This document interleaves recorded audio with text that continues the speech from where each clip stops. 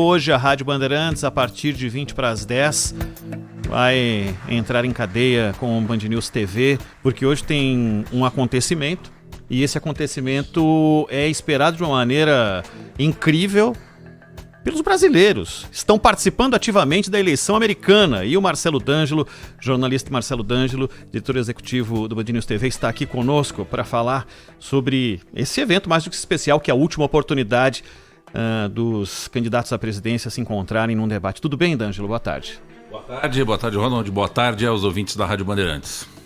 Olha, eu posso dizer, será que eu estou equivocado se é que os brasileiros nunca estiveram tão envolvidos num debate, numa eleição americana como dessa vez? Sem dúvida, Ronald, mas não são só os brasileiros. O mundo inteiro está de olho nas eleições americanas. O que vai acontecer depois dessa eleição tem importância não só para o Brasil, mas para o mundo inteiro. É uma eleição que está mobilizando as atenções globais. Você acha que a questão de polarização da discussão, a forma como o presidente Jair Bolsonaro se envolve na questão das eleições, dizendo qual é o apoio às questões comerciais, relações multilaterais, os problemas com países que também são um problema para os Estados Unidos, isso tudo transformou, e com uma questão política tão polarizada aqui no Brasil, ainda mais próximo o eleitor brasileiro da eleição americana? Acho que esse fenômeno da polarização, que o Jair Bolsonaro, nosso presidente aqui, também é um dos expoentes, né? Lá nos Estados Unidos também a polarização é bastante acentuada. É um fenômeno global também, Ronald, não é só aqui do Brasil. Acredito que, claro, essa proximidade do presidente Bolsonaro com o clã lá dos Trump e essa relação que existe pessoal, que não é uma relação institucional, é uma relação pessoal, coloca um pouco mais de temperatura nessa questão, porque qualquer decisão lá do Trump, a imprensa e a opinião pública questiona o Bolsonaro, ou qualquer decisão aqui do Bolsonaro é também levada lá para Trump e para o governo, e há questionamentos de lado a lado. Enfim, esse é o fenômeno global de polarização que a gente está assistindo já a algumas eleições, né, algumas disputas eleitorais. Então, assim, sem dúvida isso coloca um pouco mais de temperatura, sim, mas eu insisto que acho que o que pode acontecer lá nos Estados Unidos, vencendo Trump ou Biden, tem repercussões que vão além dessa relação pessoal entre o presidente do Brasil, o presidente americano. Enfim, existe aí o jogo comercial internacional entre Estados Unidos, China. Estados Unidos é o maior parceiro comercial do Brasil, a China vem crescendo, pode tomar o lugar dos Estados Unidos. Enfim, é um jogo de geopolítica que a gente precisa acompanhar muito de perto. E Estados Unidos ainda é a maior potência global. Zaidan, Marcelo D'Angelo conosco. Tudo bem, D'Angelo? Zaidan, grande prazer conversar contigo aqui. O prazer é meu. E parece que hoje haverá alguma ênfase, não sei se o tempo todo, em questões internacionais, né? E eu vi que esta semana eles até discutiam a história da interferência, o uso de hackers, etc., do Irã, da China e da Rússia, novo, nas eleições dos Estados Unidos. Você acha que isso pode ter algum impacto no cenário que as pesquisas estão apontando de vantagem para o Biden, já que parece ser esse o calcanhar de Aquiles do Biden? Sim, sem dúvida tem aí uma brecha, e eu não duvido nem um pouco que Trump vai tentar explorar isso ao máximo. Porque a brecha para Trump e para o contra-ataque de Biden tem sido a questão da gestão desta crise da pandemia da Covid. Enfim, dos dois lados existem esses trunfos e brechas, né, Zaidan? E sem dúvida, como isso já foi uma discussão, uma controvérsia da eleição passada, Biden vai tentar aproveitar o que puder desse assunto que ganhou um pouco de destaque, de espaço em todas as mídias aí. Mas essa gestão de Trump, né, parece não dar muita trela, porque órgãos governamentais que deveriam estar combatendo esse tipo de tentativa de interferência na eleição estão fazendo vistas grossas, né? Então, assim, Biden certamente vai tentar tirar proveito desse assunto, mas nós estamos vivendo uma expectativa muito grande, né, Zaidan? Estava aqui acompanhando alguns cálculos que têm sido feitos. na eleição de Trump e Hillary em 2016, nesta altura da corrida eleitoral, a vantagem de Hillary era muito parecida com a vantagem de Biden.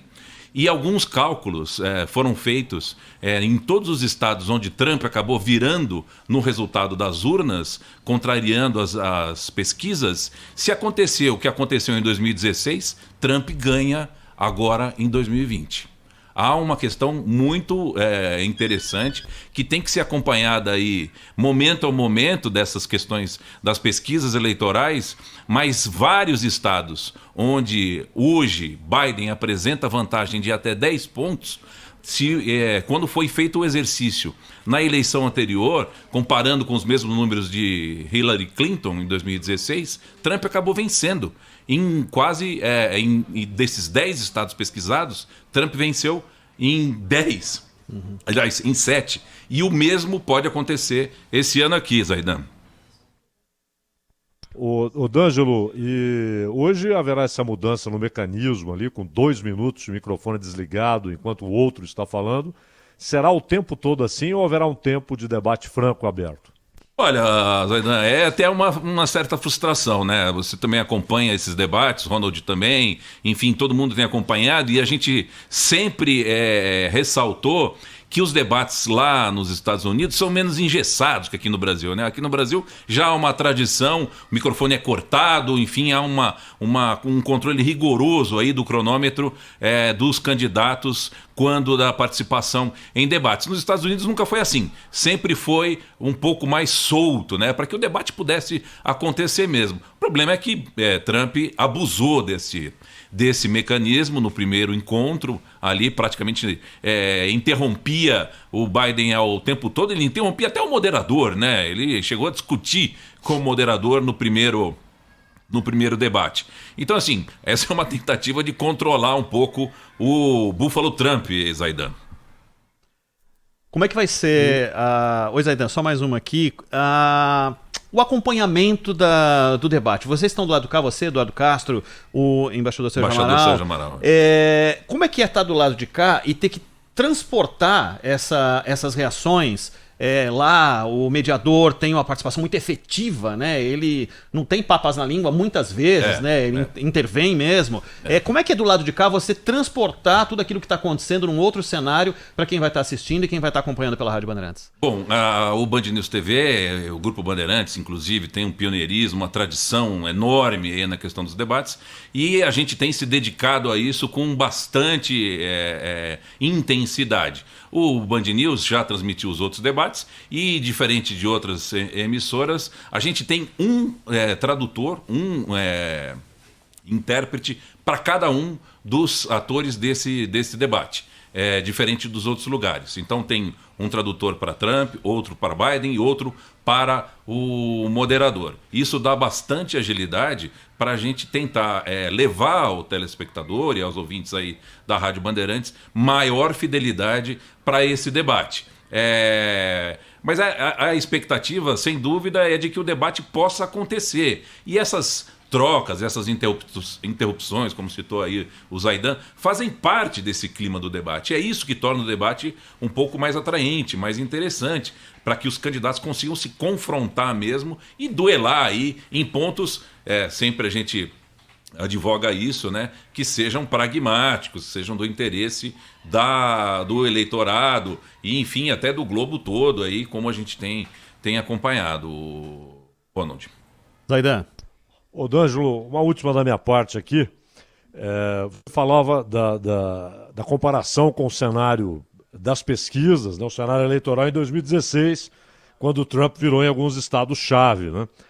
E desta vez, o que parece assim um pouco diferente é que, por exemplo, o Texas, que vota quase sempre com os republicanos, e tem hoje alguma vantagem para o Biden, mas podemos falar empate técnico, né?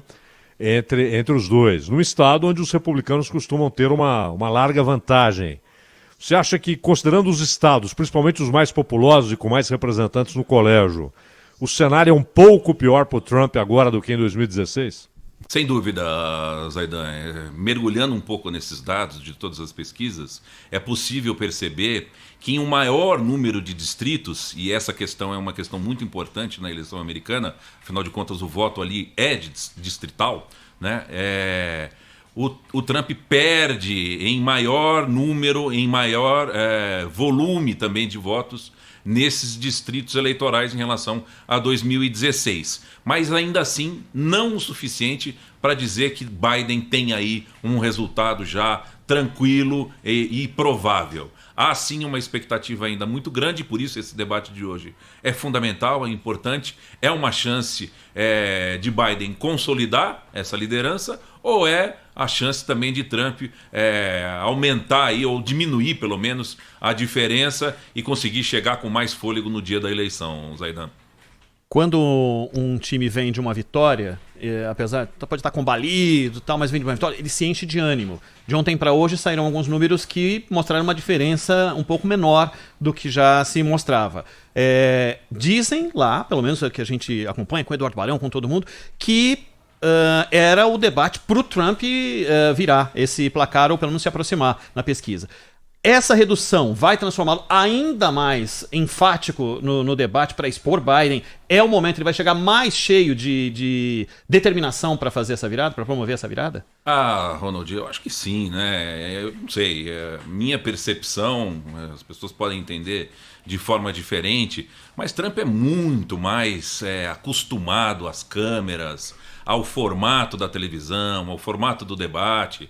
Biden é um político, apesar de bastante experiente, de uma história de vida aí bastante exemplar, ele é um político mais tranquilo, mais ameno, tom de voz, não existe arroubo.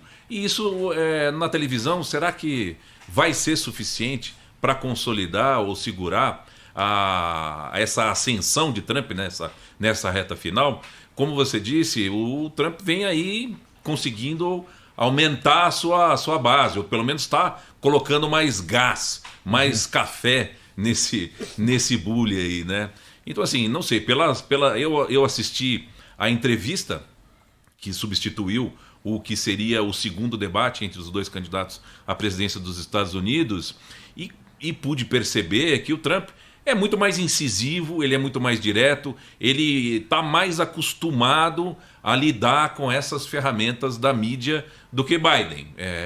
Mas isso tudo até antes do jogo só começar, né? Só lá dentro das 4 linhas é que se resolve o resultado, né, Ronald? Muito bem.